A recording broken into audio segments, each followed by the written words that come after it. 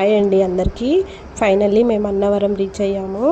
ఇంకా రూమ్ తీసేసుకొని fresh up అయిపోయి టెంపుల్కి వెళ్ళిపోయాము. రూమ్ వచ్చేసి 1000 రూపీస్ అండి. ఏసీ, నాన్ ఏసీ అయితే 600 అంట.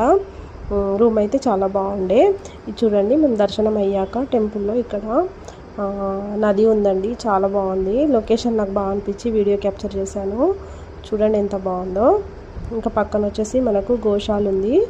ఇది మనము దర్శనం చేసుకొని బయటకు వచ్చాక అంటే సైడ్లకు అంత అన్నమాట ఉంది. గోశాల కూడా ఉంది ఇక్కడ, చాలా బాగుంటుంది.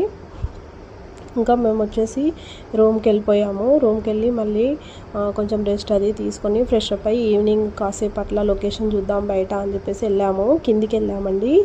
కిందికి వెళ్తే ఇంకా ఇక్కడ ఎంత బాగా డెకరేట్ చేశారు చూడండి. పుష్పయాగం ఉంది యాక్చువల్గా మేము వెళ్ళిన రోజు. ఆ విషయమే మాకు తెలీదు. ఇది మెట్ల మార్గం అండి. 500 స్టెప్స్ ఉంటాయంట. మనం ఇక్కడ నుంచి కొండ ఎక్కేసేయచ్చు అనమాట. మొత్తం ఎక్కడ చూసి అక్కడ ఇట్లా అంతా డెకరేట్ చేశారు. ఏముంది అనేది మాకు తెలీదు యాక్చువల్గా. నిజంగా మాకు తెలియకుండానే మేము వెళ్ళాము. అది మా లక్ అండి. దేనికైనా అదృష్టం కావాలి. మాకు బ్లౌజ్ పీస్ ఇచ్చారు అక్కడ పుష్పయాగం అయ్యాక. నాకైతే ఎంత హ్యాపీగా అనిపించిందో. ఎన్నో ఇయర్స్ తర్వాత అనుకుంటే మేము ఇప్పుడు వెళ్ళాము. అలాంటిది ఆ అమ్మవారే ప్రసాదంగా ఇచ్చిందని నేనైతే అనుకుంటున్నాను. ఇంకా మాకు చాలా బాగా అనిపించింది. పుష్పయాగం అయితే చాలా అంటే చాలా బాగా చేశారు. ఎంతసేపు అయినా నాకైతే అన్నవరంలోనే ఉండిపోవాలనిపించిందండి. అంత బాగుంది అక్కడ వెదర్ కానీ లొకేషన్.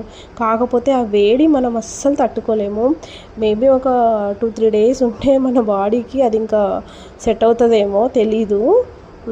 కానీ అక్కడ మాత్రం టెంపుల్లో ఎంతసేపు అయినా ఉండాలనిపిస్తుంది. మేము ఇంకా సత్యనారాయణ వ్రతం కూడా చేసేసుకున్నాము మార్నింగే.